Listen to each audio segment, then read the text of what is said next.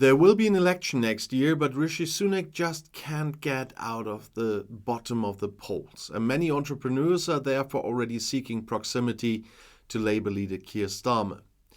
At first glance, the week started off quite well for Rishi Sunak. On Monday last week, the British Prime Minister received business bosses from all over the world at Hampton Court Palace. That's Henry VIII's former favourite palace in southwest London. The guest list read like a who's who of the global financial elite. Stephen Schwarzman from Blackstone, Jamie Dimon from JP Morgan, David Solomon from Goldman Sachs. They were all invited to the British government's Global Investment Summit. Host Sunak visibly felt comfortable, as he used to be an investment banker himself. And yet the Prime Minister's mood may not have been the best after it became known that a good 30 of his 200 guests had already met his fiercest competitor before the summit, Keir Starmer.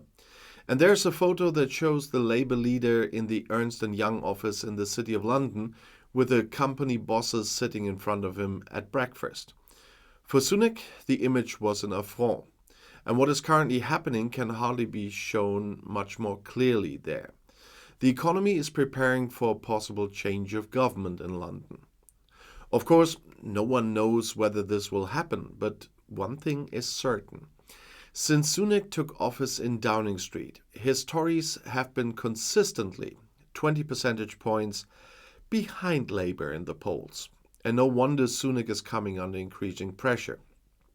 A new lower house will be elected in January 2025 at the latest, but probably earlier. In Great Britain, the Prime Minister decides exactly when. And one thing in particular has changed compared to the previous election in 2019. Labour now has a candidate who does not scare the economy. Keir Starmer has removed his predecessor Jeremy Corbyn's nationalisation plans from his manifesto, as well as the promises of social benefits that cannot be financed. Many business representatives consider Labour to be electable again.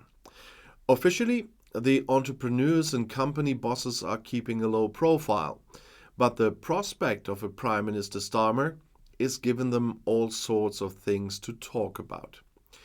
For example, last week on Tuesday evening in London, the Automobile Association SMMT invited people to a dinner at a hotel on Park Lane just opposite Hyde Park, and the dress code was black tie.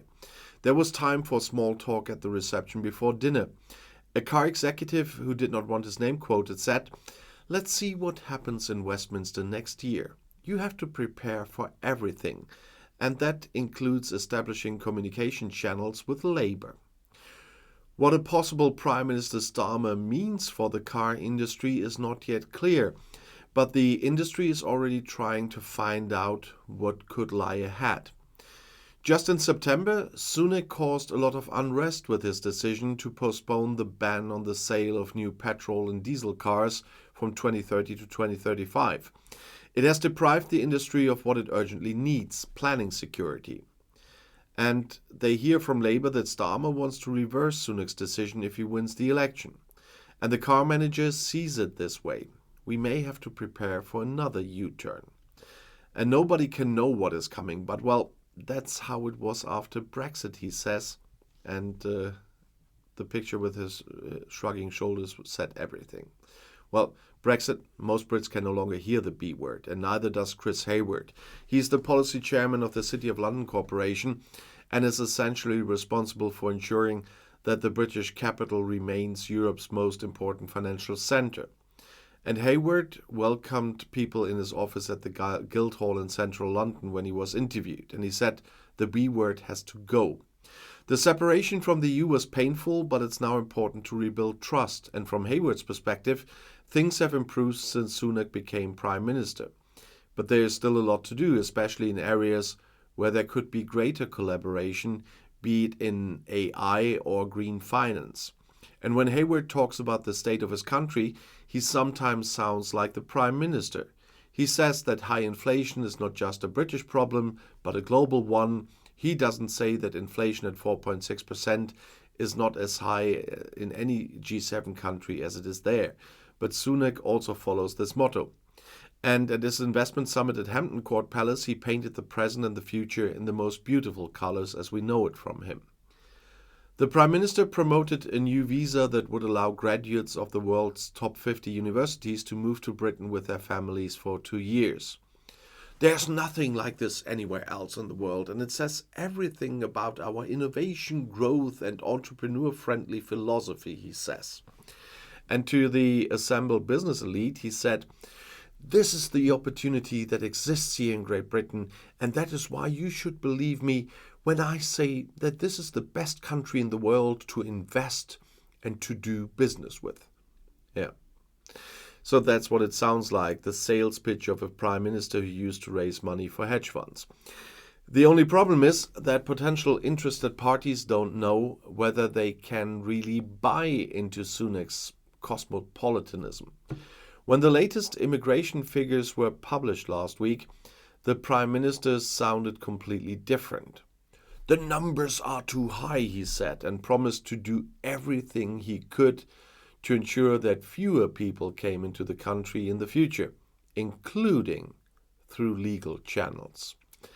Between June 22 and June 23, a total of 672,000 people immigrated to Great Britain. That was significantly more than in the same period last year, when the number was 607,000. And Sunak is therefore under great pressure. After all, one of the Brexit promises was to reduce immigration. The right wing of the Tories in particular is pushing for stricter measures to be implemented. So, what to do?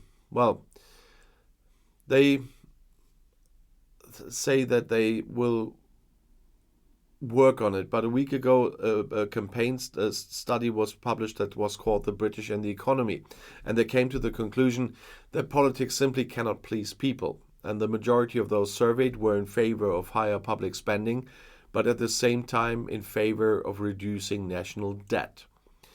And the longer you listen to the guys from the study, the more you get the impression that there's a lot of disillusionment with politics. And there's one problem above all that concerns people, and that's the high cost of living. When asked whether they had more confidence in Tories or Labour to get the cost of living crisis under control, the answer from those surveyed was strikingly clear. 60% voted for Labour, only 40% for the Tories.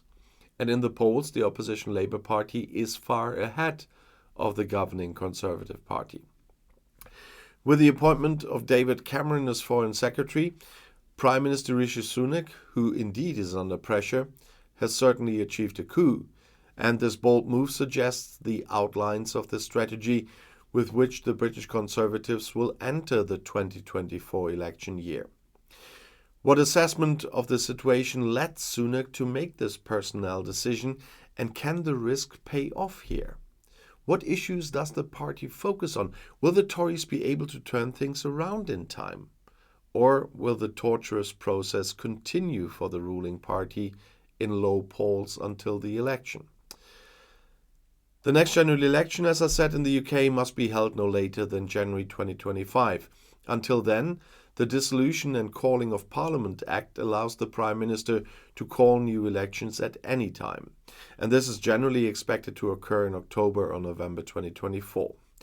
Recently, there have also been reports that early elections as early as spring 2024 have not been ruled out. And the background to the calculation in 10 Downing Street would be to set the election date as late as possible, with the hope that above all, the economic situation will improve in the course of 2024 and thus give the government new scope for tax cuts and reducing burdens. British economic development is stagnating after the triple shock of Brexit, COVID, and Russia's war of aggression against Ukraine. At the same time, the burden on the population caused by the high cost of living remains enormous. From now on, every month should be needed to give the economy time to recover and to enter the election campaign with as much tailwind as possible. And that speaks in favor of scheduling elections in autumn 2024 and against the speculation of spring. And if you want to know more, the next video is right here in the end screen. I'll see you there. I'll be back.